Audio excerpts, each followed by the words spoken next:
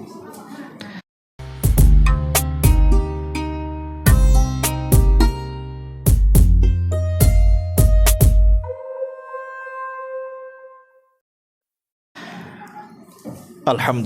segala puja dan puji hanya milik Allah Subhanahu wa ta'ala.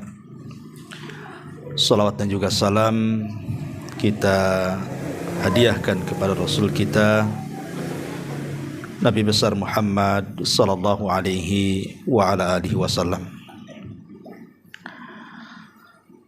Hadirin dan hadirat yang dimuliakan Allah Subhanahu wa ta'ala, alhamdulillah di malam hari ini kembali kita bisa duduk di tempat ini, tentu dalam rangka talabul ilmi, dan biasa kita mengkaji tafsir surah pendek dalam juz amma. Tapi malam ini mungkin tema kita buat tema nasihat saja,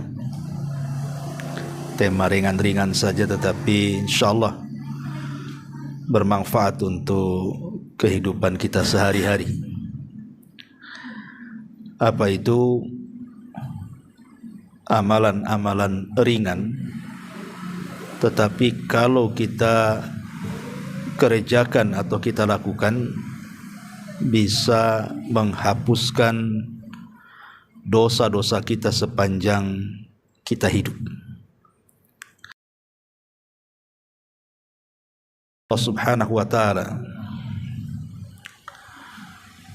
tentu yang dimaksud amalan-amalan ringan di sini semua manusia bisa melakukannya, karena tidak harus menginfakkan semua harta, atau tidak harus kemudian kita berperang sehingga kemudian harus meregang nyawa. Artinya amalan-amalan ini tidak sampai ke situ.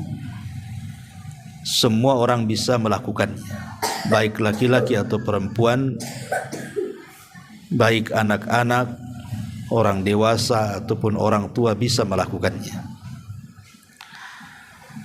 Taib, kita mulai dari satu ayat dalam surah Asy-Syura ayat 25. Allah Subhanahu wa ta'ala mengatakan, wa huwal ladzi yaqbalu taubata an ibadi wa ya'fu anis sayyiati wa ya'lamu ma taf'alun. Allah Subhanahu wa ta'ala berfirman, dialah Allah yang menerima tobat-tobat dari hamba-hambanya dan juga memaafkan seluruh kesalahannya, dan Allah tahu apa yang kalian lakukan. Di dalam ayat ini, ikhwatu fiddin yang dimuliakan Allah Subhanahu wa ta'ala, Allah Subhanahu wa ta'ala dengan kelembutannya dan dengan kasih sayangnya seolah-olah ingin mengatakan kepada kita, kalau seandainya di antara kalian, wahai hamba-hambaku, melakukan sebuah dosa, maka Allah Subhanahu wa ta'ala akan membukakan pintu selebar-lebarnya. Kapanpun kita menghadap kepada Allah untuk bertobat, maka Allah Subhanahu wa ta'ala membuka pintu tobatnya. Dan itu bentuk kasih sayang Allah Azza wa Jalla. Bahkan kasih sayang Allah Subhanahu wa ta'ala melebihi kasih sayang seorang ibu kepada anaknya. Dahulu di zaman Nabi sallallahu alaihi wasallam, Nabi sallallahu alaihi wasallam pernah menawan banyak tawanan dalam peperangan, termasuk juga laki-laki dan wanita dan anak-anak kena tawan dalam peperangan itu. Nabi sallallahu alaihi wasallam heran dengan seorang wanita yang seolah-olah di wajahnya itu ada rasa cemas luar biasa. Kadang kemudian dia menengok ke kiri dan ke kanan, kemudian bangkit berjalan ke sana kemari seperti orang bingung, dan di raut wajahnya terdapat kesedihan. Rupanya setelah diperhatikan, wanita atau tawanan wanita itu kehilangan seorang bayi. Jadi dia mencari bayinya ke sana kemari, tidak ketemu. Sampai kalau seandainya ada seorang wanita yang menggendong bayi, maka dia akan datang kepada wanita yang menggendong bayi itu, dikhawatirkan itu bayi dia, saking kehilangannya kepada seorang bayi itu. Tiba-tiba setelah dia lelah letih mencari bayinya, bahkan hampir putus asa, Allah Subhanahu wa taala takdirkan ketemu pula bayi itu. Saking bahagianya, maka wanita itu memeluk bayi itu, menciumnya, kemudian langsung menyusuinya. Dengan penuh kasih sayang wanita itu memeluk erat bayinya itu. Kata Nabi SAW di hadapan para sahabat, bagaimana kalau seandainya di antara kalian, kata Rasul, mengumpulkan kayu bakar dan membakarnya. Setelah kemudian apinya menyala, kalian suruh wanita yang kehilangan bayi, yang baru saja ketemu bayinya, lemparkan bayimu ke dalam api itu. Maka sahabat mengatakan, ya Rasulullah, mustahil. Wanita itu sudah lama mencari bayinya, hampir putus asa. Setelah ketemu bayinya, tiba-tiba disuruhnya pula melempar bayi itu ke dalam api. Mustahil, tidak mungkin mau seorang ibu melemparkan bayinya ke dalam api, kata sahabat. Maka Nabi SAW mengatakan kepada para sahabatnya, Allah lebih sayang kepada hambanya dibandingkan wanita itu kepada bayinya. Allah lebih sayang kepada hambanya dibandingkan wanita yang kesana kemari mencari bayinya, kemudian setelah ketemu memeluknya, daripada ibu itu kepada bayinya. Makanya ada seorang ulama mengatakan, kalau nanti pada hari kiamat kemudian aku disuruh memilih siapa kira-kira yang akan menghisabku, Allah ataukah ibuku, maka dia mengatakan, demi Allah, aku lebih memilih Allah yang menghisabku dibandingkan ibuku yang menghisabku, katanya. Padahal mustahil ibu yang sayang dengan anaknya ketika menghisab anaknya, kan tidak mungkin juga memasukkan anaknya ke neraka. Kalau seorang ibu itu sayang dengan anaknya, tetapi Allah Subhanahu wa taala jauh lebih sayang kepada kita dibandingkan ibu kita dengan kita. Karena Allah Subhanahu wa taala itu adalah zat yang maha Ar-Rahman dan Rahim. Ma'asyiral muslimin yang dimuliakan Allah Subhanahu wa taala, di dalam ayat yang lain dalam surah Az-Zumar ayat 53, Allah Subhanahu wa taala mengatakan, qul ya ibadiyalladzina asrafu ala anfusihim. Katakan, wahai hamba-hambaku yang mereka melampaui batas terhadap diri-diri mereka, la taqnatu min rahmatillah, jangan pernah putus asa dari mengharap kasih sayang Allah Subhanahu wa taala. Innallaha yaghfiru dzunuba jami'a, karena Allah itu menghapuskan seluruh dosa hamba-hambanya. Ma'asyiral muslimin yang dimuliakan Allah Subhanahu wa taala, bentuk kasih sayang Allah Azza wa Jalla kepada kita adalah ketika kita melakukan sebuah dosa, Allah masih menutupi dosa kita. Kalau Allah Subhanahu wa taala mau membongkar dosa kita atau aib kita, tidak ada orang yang selamat, ikhwan. Tidak ada orang yang selamat. Kalau aib kita sampai terbongkar, tidak ada yang selamat kita ini dari manusia yang lainnya. Boleh jadi yang dulunya dihormati bisa saja direndahkan. Boleh jadi dulunya kita ini dimuliakan, boleh saja dihinakan. Atau mungkin dulunya orang mau bicara dengan kita, boleh juga meninggalkan kita. Kalau sampai aib kita ditampakkan Allah kepada orang lain. Siapa di antara kita yang tidak punya aib? Semua kita itu punya aib. Saya, Anda, siapapun. Boleh jadi kalau antum tahu aib saya, gak mungkin antum undang saya ke sini untuk ngaji. Saya dimuliakan antum dan diundang ke sini itu karena Allah masih menutup aib saya saja. Seperti Imam Ahmad ibn Hanbal ketika datang murid-muridnya sibuk mau membawakan barang-barangnya. Apa kata Imam Ahmad?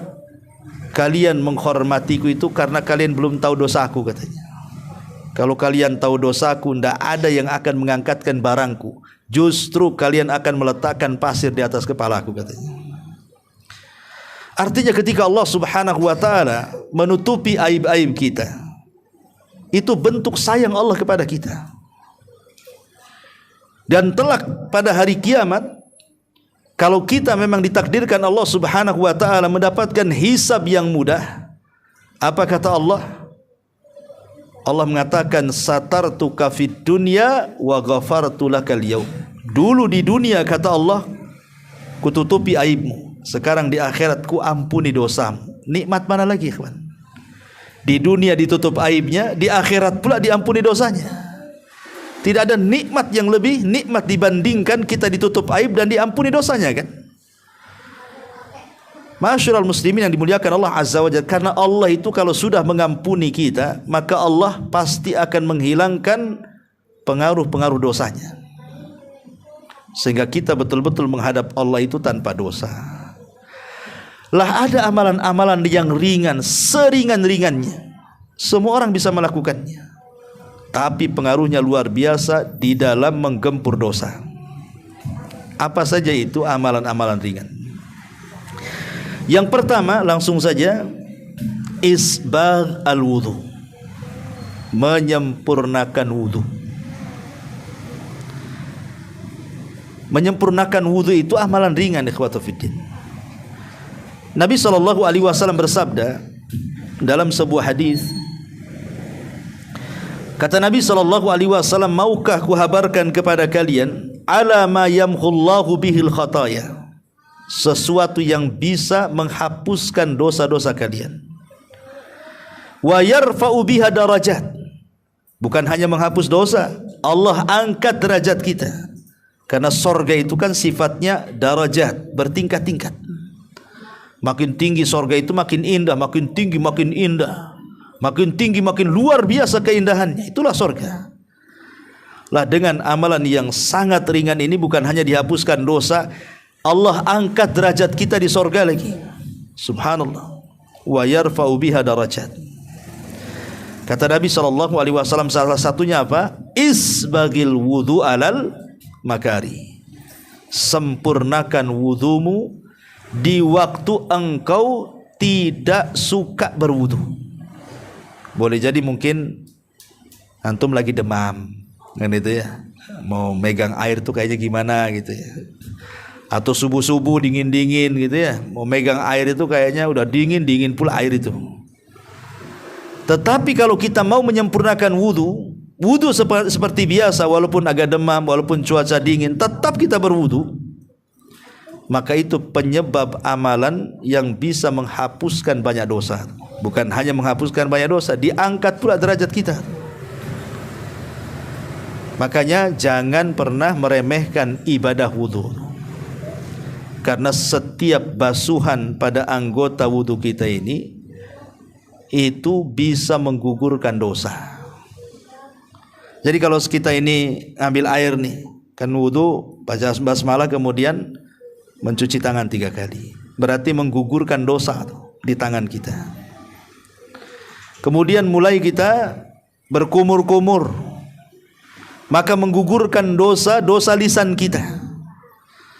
Kemudian mulai membasuh wajah, maka menghapuskan dosa-dosa di wajah kita. Kemudian mulai membasuh tangan kita, menghapuskan dosa-dosa di tangan kita. Kemudian di kepala sampai ke kaki, ikhwan. Lihat, pengaruh wudu ini bisa menggugurkan dosa dengan air wudu itu. Maka jangan pernah kemudian meremehkan ibadah wudu. Maksudnya jangan berwudu asal-asalan, gitu ya. Karena banyak orang wudu itu asal-asalan. Ya, yang penting selesai gitu. Kadang-kadang salah pula dia. Dan yang banyak kasus berwudu salah itu ketika membasuh kaki. Kadang-kadang tidak dicuci, diseblok bahasa kitanya. Kan itu ya. Ambil gayung diseblok gitu saja. Bukan mencuci kaki itu cuci. Allah yang mengatakan cucilah kaki kalian, dan cuci itu harus ada gosokan. Kalau diseblok itu bukan mencuci namanya. Cuci itu ya diambil kakinya, digosok-gosok tangan. Nah, itulah mencuci artinya. Karena Nabi SAW mengatakan wailun lil aqabi minan nar, celaka bagi tumit-tumit yang tidak tersentuh air wudu. Wail bagi mereka, neraka wel ya. Ini yang pertama, amalan ringan wudu. Kemudian yang kedua, yang lebih ringan lagi adalah al-masyu minal baiti ilal masjid mutawadhian. Setelah berwudu, ketika datang waktu salat, antum langkahkan kaki ke masjid. Bagi laki-laki tentunya ya. Nabi SAW mengatakan, "Idza tawaddaa ahadukum fa ahsanal wudu, thumma kharaja ilal masjid, la yanzi'uhu illa as-salah, thumma nazala rijlatal yusra tamhu anhu sayyi'atan wa tuktab lahul yumna sayyi'atan hatta yadkhulal masjid," kata Rasul. Kata Nabi SAW, siapa yang berwudu, tadi sudah selesai wudu, dengan wudu saja kesalahan kita habis tuh. Ditambah-tambah kemudian dia menuju masjid dan tidak ada niat ke masjid kecuali hanya untuk sholat. Jadi niatnya itu untuk sholat, bukan ingin lagi utang pula ketemu kawan di masjid, bukan. Memang ke masjid hanya untuk sholat ya. Kemudian dia pun melangkah ya, kaki kiri kaki kanan dia langkahkan, diayunkan dari masjid, dari rumah ke masjid itu. Maka Nabi SAW mengatakan, yang kaki kanan, yang kaki kiri, nazala rijlatul yusra, ketika kita melangkahkan kaki kiri saat melangkah itu, maka dosa-dosa kita akan gugur. Dan ketika kita melangkahkan kaki kanan, maka akan dicatat satu pahala sampai dia masuk masjid. Coba bayangkan kalau antum dari sini, anggaplah masjidnya 100 atau 200 meter dari rumah, antum melangkahkan kaki kiri kanan sampai ke masjid itu berapa coba jumlahnya? Kita tidak pernah menghitungnya kan. Kalau ngitung malah susah jalannya. 1, 2 malah susah kalau gitu. Tapi kita tidak bisa menghitung lah berapa langkah kanan, berapa langkah kaki kiri itu sampai ke masjid. Coba bayangkan. Setiap kaki kanan melangkah dicatat satu pahala, setiap kaki kiri melangkah hilang pula satu dosa. Luar biasa gitu ya. Ini kan ringan seperti ini. Ya, tapi sekali lagi orang yang seperti ini syaratnya 2. 1, dia berwudu dari rumah. Yang kedua, niatnya untuk sholat. Maka setiap langkah-langkah kakinya itu akan menghapuskan dosa dan mencatat pahala. Luar biasa. Amalan ringan. Ya, ini yang kedua. Yang ketiga, antum dah sampai masjid. Ya, dah sampai masjid nih. Dengar suara azan. Nabi SAW mengatakan, setelah kemudian antum mendengar suara azan, tentu kan ketika muadzin berkumandangkan azan kan antum jawab tuh. Muadzin mengatakan Allahu Akbar, kita katakan Allahu Akbar. Muadzin mengatakan asyhadu alla ilaha illallah, kita katakan asyhadu alla ilaha, kecuali hayya alatain, kecuali hayya ala shalah dan hayya alal falah, kita jangan ikuti, tapi kita baca la haula wala quwata illa billah. Kalau seandainya kemudian dia mengikuti ucapan-ucapan muadzin itu, kata Nabi SAW, man qala hina yasma'ul adzan, barang siapa yang tatkala mendengar suara muadzin sedang mengumandangkan azan, mengucapkan apa yang diucapkan muadzin, kemudian setelah selesai azan nih, selesai azan, antum kan baca salawat di situ, Allahumma rabba hadhihi da'wati tammah wassalatil qa'imati Muhammadanil wasilata wal fadilah wa ba'atsul maqama mahmudan allati wa'atta innaka la tuhliful mi'ad. Antum baca ini asyhadu an la ilaha illallah wahdahu la syarikalah wa asyhadu anna Muhammadan abduhu wa rasuluh raditu billahi rabba wa bil islami dina wa bi Muhammadin nabiyyan wa rasula. Apa kata Rasul? Ghufira lahu ma taqaddama min dambi, maka dosa antum yang dulu-dulu akan dihapuskan. Ya, cukup antum membaca kalimat ini setelah menjawab suara muadzin, kemudian bersalawat setelah adzan. Antum baca bersyahadat asyhadu an la ilaha illallah wa asyhadu anna Muhammadar Rasulullah raditu billahi rabba wa bil islami dina wa bi Muhammadin nabiyya wa rasula. Dengan ucapan ini Allah hapuskan dosa-dosa kita. Coba mulai dari wudu dihapuskan dosa, langkah ke masjid dihapuskan dosa, zikir setelah adzan dihapuskan lagi dosa kita. Luar biasa ya kawan ya. Kemudian setelah adzan kan nggak langsung sholat, ada jeda dulu kan di situ, menunggu lagi kita ini. Habis mamanya adzan antum sholat tahiyatul masjid kayak atau mungkin qobliyah kan gitu. Kan tidak harus langsung sholat, tidak. Ada beberapa masjid langsung qomat, tapi ada beberapa masjid itu kan ngasih waktu, entah 10 menit 15 menit baru sholat kan. Apa kata Nabi SAW? Ya, maukah kutunjukkan kepada kalian sesuatu ma yamhullahul bihil khataya wa yarfa'u bika darajat, sesuatu yang bisa menghapuskan keburukan kesalahan kalian dan mengangkat derajat kalian. Kata Nabi SAW, salah satunya adalah intidharus salati ba'da salat. Antum menunggu salat untuk salat lagi. Jadi menunggu salat itu bisa menggugurkan pahala tuh, bisa menggugurkan dosa dan bisa mengangkat derajat. Duduk saja nunggu salat, seolah-olah kita sedang sholat, ditambah-tambah dosa kita gugur, kemudian kita diangkat. Makanya kalau seandainya antum memang ya adalah kesenggangan waktu, kan tidak mungkin antum seminggu atau sebulan tuh sibuk terus kan gitu. Mesti adalah 1-2 hari itu yang senggang, datanglah ke masjid, pamannya maghrib jangan balik gitu ya. Nanti dari maghrib ke isya itu kan tidak terlalu lama jaraknya. Antum bisa baca Quran, berzikir sambil ya. Itu namanya menunggu sholat setelah sholat ya. Maka itu bisa menggugurkan dosa dan mengangkat derajat. Ini yang keempat ya. Kemudian yang kelima, setelah kita berwudu menggugurkan dosa, kemudian berjalan ke masjid jalannya menggugurkan dosa, kemudian zikir setelah adzan menggugurkan dosa lagi, kemudian setelah itu nunggu sholat wajib menggugurkan dosa lagi. Kemudian di sana ada sholat sunnah ya, ada sholat sunnah yang disebut dengan rawatib, ba'diyah dan qobliyah. Ada yang mengatakan 12 rakaat, ada yang mengatakan 10 rakaat. Bagi yang mengatakan 12 rakaat berarti dimulai daripada 4 rakaat sebelum zuhur. Nah itu. Bagi yang mengatakan 10 rakaat berarti sebelum zuhur 2 rakaat. Nah, itu saja bedanya. Ya. Jadi kalau kita hitung yang 12 rakaat dulu ya, 4 rakaat sebelum zuhur itu sudah 4 rakaat. Kemudian 2 rakaat setelahnya dan 6 gitu ya. Kemudian 2 rakaat setelah maghrib sudah 8. Kemudian 2 rakaat setelah isya sudah 10. Kemudian 2 rakaat sebelum subuh, nah itu sudah 12. Ini bagi yang mengatakan 12 rakaat.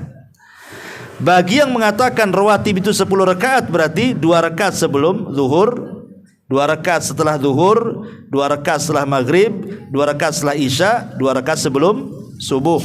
Nah itu bagi yang mengatakan 10 rakaat ya. Lah Nabi SAW ketika menyebutkan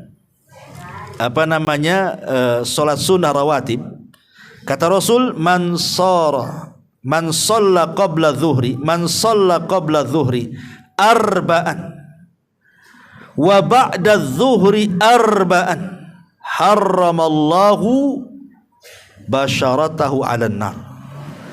Siapa yang sholat 4 rakaat sebelum zuhur ditambah 4 rakaat setelahnya, maka Allah haramkan neraka pada dia. Ketika Allah haramkan neraka berarti ada kaitan dengan pengguguran dosa. Karena orang masuk neraka itu karena dosa. Ketika dia dihindarkan dari neraka berarti memang dosa-dosanya digugurkan. Itu maksudnya pendalilannya itu. Berarti sholat rawatib itu juga luar biasa, bisa menggugurkan dosa. Bahkan lebih daripada itu bisa menempel kekurangan-kekurangan yang kita lakukan pada sholat wajib. Boleh jadi ketika sholat wajib itu antum menghayal, melamun, tidak fokus, tidak tumakninah. Dengan rawatib itulah bisa nempel-nempel yang wajib itu. Ini yang nomor 5. Yang nomor 6, al-muhafadhatu 'ala salati amsi wa qabla ghurubiha. Hendaklah kita menjaga 2 salat. Yang lainnya dijaga juga maksudnya. Tetapi khusus 2 salat ini harus lebih dijaga lagi gitu maksudnya. Salat-salat 5 waktu harus dijaga. Hafidhu 'ala salawati was salatil wusta kata Allah. Jaga oleh kalian 5 waktu salat. Terutama ini 2 salat. Kata Nabi sallallahu alaihi wasallam, la yalijin nar ahadan. La yalijin nar ahadan. Tidak mungkin disentuh api neraka. Khusus orang ini kata Rasul. Siapa? Man shalla qabla tulu'i syamsi wa qabla ghurubiha. Siapa yang menjaga salat sebelum terbit matahari alias subuh dan sebelum tenggelam matahari alias asar. Ini 2 salat ini keutamanya besar. Sampai-sampai Rasul mengatakan tidak akan disentuh neraka. Coba ingat, tidak akan disentuh neraka, artinya digugurkan dosa-dosanya itu. Memang agak berat memang ya kalau menjaga salat asar lagi capek-capeknya pulang kerja, kadang-kadang masih di tempat kerja pula kan itu. Kemudian subuh lagi lelap-lelapnya pula lah disuruh bangun kan. Tapi lihat pahalanya luar biasa. Tapi bagi orang yang biasa melakukan ringan ya teman. Berat itu karena tidak pernah melakukan, maksudnya tidak membiasakan makanya berat. Tapi kalau orang membiasakan jadi ringan bagi dia itu. Ini yang nomor 6. Yang nomor 7, zikrullahi azza wa jal. Zikrullahi azza wa jal maksudnya berzikir kepada Allah baik dalam bentuk berjamaah seperti kita ini kan dalam bentuk jamaah nih. Kita ini sedang berzikir sebenarnya. Ya, berzikir di majelis taklim. Karena afdhalul zikri, seutama-utama zikir itu mempelajari yang halal dan yang haram, yang berpahala dan yang tidak. Ya ilmu agama lah itu maksudnya. Itulah afdhalul zikir itu sebenarnya majelis taklim. Ya, jadi seutama-utama zikir adalah ketika di majelis itu diingatkan tentang hukum halal haram, hukum-hukum agama. Majelis ilmu itu seafdal-afdalnya zikir itu. Lihat kata Nabi sallallahu alaihi wasallam, "Ma jalasa qaumun yadhkuruna Allah ta'ala fayakumuna hatta yuqalu lahum qumu qad ghafarallahu lakum dzunubakum wa buddilat sayyi'atikumul hasanat." Jadi kalau antum habis taklim seperti ini, ya tadi kita mulai dari jam 8 lebih, tar lagi kita selesai. Kemudian selesai ngaji nih, antum buyar pulang. Apa kata Rasul? Qumu maghfuran lakum. Dosa-dosa kalian sudah diampuni. Pulanglah kalian kata Rasul. Cukup sampai di situ? Tidak. Kata Nabi SAW, keburukan yang kalian bawa tadi sebelum kalian ngaji di sini sudah diganti dengan kebaikan katanya. Luar biasa. Hanya duduk di majelis taklim, coba bayangkan. Dosa kita hilang, kemudian keburukan kita diganti dengan kebaikan. Luar biasa. Ya, hanya duduk saja. Itu pun kan malas itu. Orang mau ngaji itu kalau tidak ada mood yang kuat itu tidak akan datang ke pengajian. Coba kalau tetangga buat konser dangdut, nggak diundang pun datang. Paling depan pula pakai peci, malu-maluin aja dia. Gitu kan ya. Kadang-kadang kan aneh gitu ya.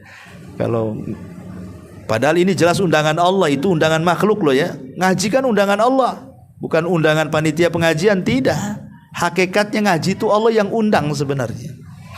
Nah, lihat bagaimana fadilah orang duduk di majelis taklim itu. Nah, gimana Ustaz yang ngantuk-ngantuk? Insya Allah yang ngantuk-ngantuk diampuni juga. Penting jangan tidur ngoro. Nanti ditinggalkan sendirian dia di sini. Besok baru bangun. Tapi ini yang nomor 7. Yang nomor 8, ya, at-tasahul ma'al khalqi wal layyin wal musamaha. Ya, ketika antum, kita urut dari awal kan tadi. Itu berwudu menghapuskan dosa. Kemudian berjalan ke masjid menghapuskan dosa. Sampai di masjid dengar azan, kemudian membaca asyhadu alla ilaha illallah wa asyhadu anna muhammadar rasulullah, raditu billahi rabba wa bil islami dina wa bi muhammadin nabiyya wa rasula. Dosa dia sudah gugur lagi. Kemudian duduk, antum nunggulah tegak solat 5 waktu, solat wajib itu, dihapuskan lagi dosanya. Kemudian di situ ada rawatib, dihapuskan lagi dosanya. Kemudian setelah antum solat wajib, kemudian ada majelis taklim, duduk pula antum di masjid itu melakukan taklim, pulang dihapuskan pula dosanya. Ya. Kemudian ketemu kawan-kawan di masjid itu, kita orangnya baik, supel, mudah, enak gitu ya bahasa kitanya ya. Ya, tidak kaku gitu. Kata Nabi sallallahu alaihi wasallam, "Man kana sahlan hayyinan layyinan harramahullahu 'alan nar." Maka siapa yang memiliki akhlak mudah, lembut, ya, pokoknya mudah sama orang, enak, supel bahasa kitanya, maka Allah haramkan darinya neraka.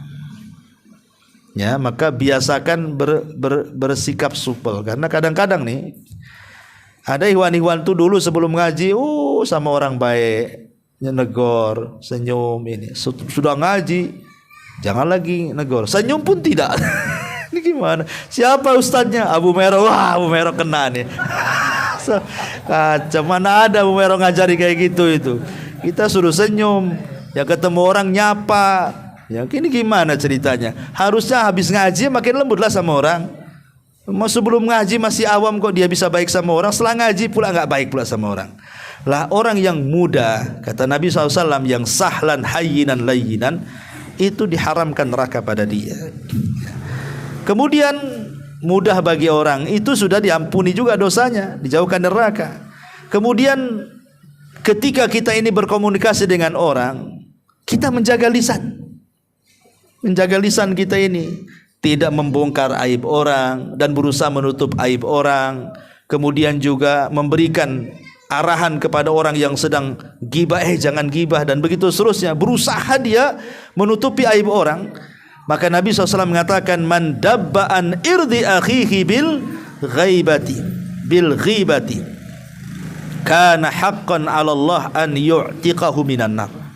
Siapa yang membela kehormatan saudaranya, kita tidak menjelek-jelekan atau kita melarang orang lain menjelek-jelekan, ya, maka dia berhak mendapatkan hadiah dari Allah, di mana Allah akan memerdekakan ia dari api neraka. Ya, jadi kalau sudah ke masjid, udah ada majelis taklim, kemudian orangnya enak, kemudian lisannya kita jaga tidak menyakiti orang, menyakiti saudara kita, atau kita menasihati orang yang menyakiti saudaranya, maka Allah hadiahkan apa? Haqqan 'ala Allah, kewajiban bagi Allah, an yu'tiqahu minan nar. Maka orang ini akan dimerdekakan dari api neraka, ya. Kemudian ma'asyiral muslimin yang dimuliakan Allah Azza wa Jalla, kalau seandainya mungkin di masjid atau kawan-kawan dengar pula, mana si anu tuh kok enggak ada, sakit Pak katanya. Kemudian antum katakan, oh kalau gitu kita berkunjung, ajak berkunjung, ya kan? Maka kalau kita mengunjungi orang sakit, ma'asyiral muslimin yang dimuliakan Allah Azza wa Jalla, maka malaikat di belakang itu akan mendoakan ampunan kepada kita tuh, selama kita berjalan ke orang sakit itu. Ya Allah ampuni orang ini, ya Allah ampuni orang ini, ya Allah ampuni orang. Bayangkan, ya, muamalah sehari-hari. Ya. Kemudian setelah antum datang ke orang sakit, rupanya orang sakit ini orang kaya, walaupun sakit disuruhnya kita makan pula di rumahnya. Gitu ya.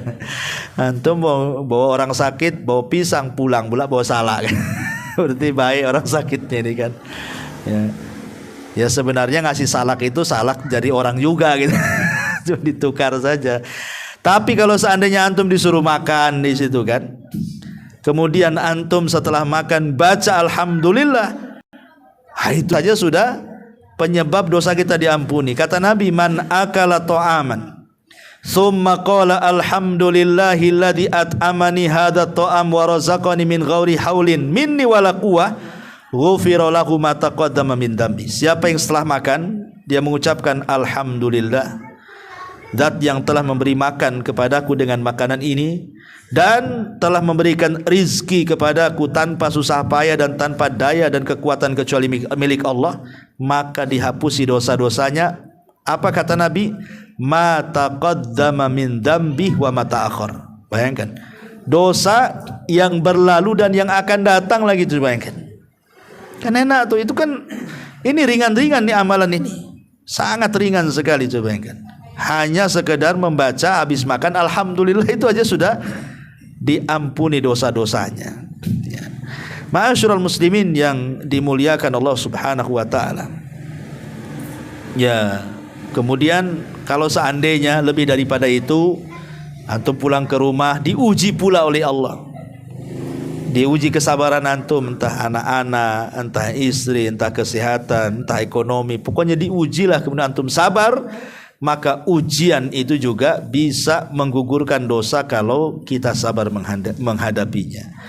Kata Nabi SAW, ma min musibatin tusibul muslim illa kafarallahu biha anhu hatta syaukata yushakuha.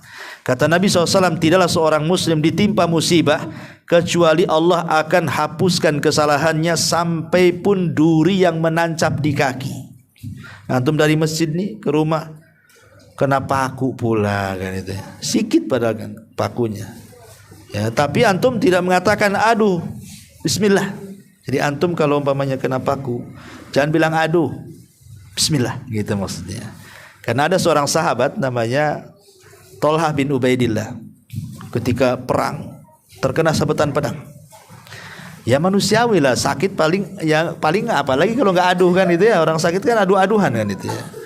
Dia bilang aduh pula, aduh sakit gitu ya. Kata Rasulullah SAW, ya Tolha, kalau engkau mengganti kalimat aduh dengan kalimat bismillah tadi katanya, la rafa'atkal malaika, malaikat akan mengangkat kamu ke langit katanya. Ya, jadi biasakan kalau kita kena duri kaget, ya latahnya itu bismillah gitu maksudnya.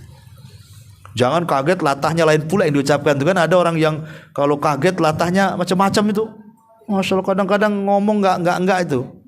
Karena yang jorok-jorok pula dia ngomong tuh kalau dia latah. Ya minimal itu kalau memang mau yang ya tidak harus bismillah, umpamanya bahasa-bahasa yang di dalamnya itu ada zikrullah lah. Pokoknya kaget astagfirullah. Gitu maksudnya. Jangan kaget astaga naga, enggak, itu bukan. Enggak boleh ya, kan ada kaget astaga gitu. Astaga ini apa? Astagfirullah. Nah, boleh, itu kan ada zikirnya di situ ya. Subhanallah. Ya, yang penting dibiasakan kalau kaget-kaget itu pakai zikir lah. Jangan yang lain pula diucapkan ya. Inilah diantara amalan-amalan ringan ikhwatu fiddin yang keseharian kita mulai dari rumah loh ya. Dari rumah ke masjid, pulang lagi ke rumah, dosa kita sudah diampuni sepanjang hayat coba. Kalau itu antum lakukan terus-terusan sampai meninggal, tak enggak husnul khotimah kita. Ya. Jadi jangan cerita amal-amalan berat lah. Yang ringan-ringan ini saja kadang-kadang kita ini tidak melakukannya. Apalagi kalau disodorkan yang berat kayak haji, umroh, jihad, mungkin pikir-pikir gitu kan. Kalau yang ringan saja tidak bisa, mustahil antum bisa yang berat ya. Ya wallahu alam, masih ada waktu 10 menit kita bertanya jawab dulu ya. Silakan kalau ada yang mau bertanya. Iya. Waalaikumsalam. Mengenai sholat sunnah rawatib yang 4 rakaat sebelum zuhur dan 4 rakaat sesudah zuhur itu apakah dilaksanakan 4 sekaligus atau dua-dua atau gimana? Dua-dua. Iya, 2 rakaat salam, 2 rakaat salam. Tapi Nabi SAW melakukan 4 rakaat sebelum duhur atau setelah duhur 4 rakaat itu dilakukan di masjid. Tapi kalau antum dilakukan di rumah 2 rakaat saja. Jadi Rasul itu kalau Kalau sholat di masjid setelah duhur biasa 4 rakaat. Tapi kalau pulang 2 rakaat. Itu maksudnya. Jadi kalau antum sholat di masjid dia buatlah 2 rakaat salam gitu. Ya, wallahu a'lam. Dan Abdul 12 rakaat itu sebaiknya di rumah apa?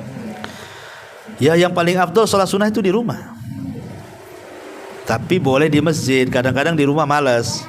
Cuman kalau cerita afdol-afdolan ya di sholat sunnah itu memang Rasul selalu dilakukan di rumah. Kenapa? Karena Nabi mengatakan la taj'alu buyutakum al-maqabir. Jangan jadikan rumah kalian seperti kuburan. Kuburan lah tengok sepi, lewat aja takut kita. Jangan kayak gitu. Makanya jadikan rumah itu tempat ibadah juga. Ibadah sunnah di rumah, ibadah wajib di masjid gitu maksudnya. Ya, walaupun makanya kenapa kemudian wanita-wanita di zaman Nabi SAW dianjurkan untuk lebih banyak ibadah di rumah. Untuk wabil khusus sholat gitu ya. Dan pahalanya sama. Ini laki-laki yang berjalan dari rumah ke masjid berjamaah dengan wanita yang sholat di rumah itu pahalanya sama. Nggak beda pahalanya. Yang didapati laki-laki juga akan didapati wanita yang sholat di rumah. Tapi kalau seandainya wanita ingin ke masjid ya nggak apa-apa, mungkin karena habis sholat ada kajian. Kalau sholat di rumah tak dapat ngaji, ambil maslahatnya, ya nggak ada masalah. Makanya Rasul mengatakan la tamna'u ima Allah masajid Allah. Jangan kau larang wanita-wanita datang ke masjid, biarkan mereka ke masjid. Tetapi setelah memenuhi unsur atau syarat-syarat gitu ya. Tidak pakai minyak wangi, ini enggak gitu ya. Wah, satu disemprotin semua itu. Kalau masih kurang itu pakai baygon nyamuk. Gitu. Kan sekarang di baygon tuh harum loh. Kalau dulu kan cuman itu saja itu. Sekarang macam-macam, rasa jeruk pun ada sekarang. Ya kadang-kadang kalau nggak ada parfum udah pakai baygon aja. Jadi wanita ya enggak boleh, wanita itu enggak boleh pakai parfum, laki-laki harus. Ya laki-laki itu harus wangi. Makanya Rasul itu sebelum datang beberapa jarak itu sudah kecium, ini pasti Nabi nih. Coba antum kayak gitu. Kawan-kawan antum di masjid, ini pasti Bapak Anu nih. Khas dia kata. Ada khas baunya, ada khas wanginya pula. Ini khas baunya pasti si Anu nih katanya. Ya kalau bisa ya khas wanginya lah kan. Ya, wallahu a'lam. Ya, saya kira cukup sudah jam 9. Subhanallah bihamdika, asyhadu an la ilaha illa anta astaghfiruka wa atubu ilaik. Allahu ta'ala. Assalamualaikum.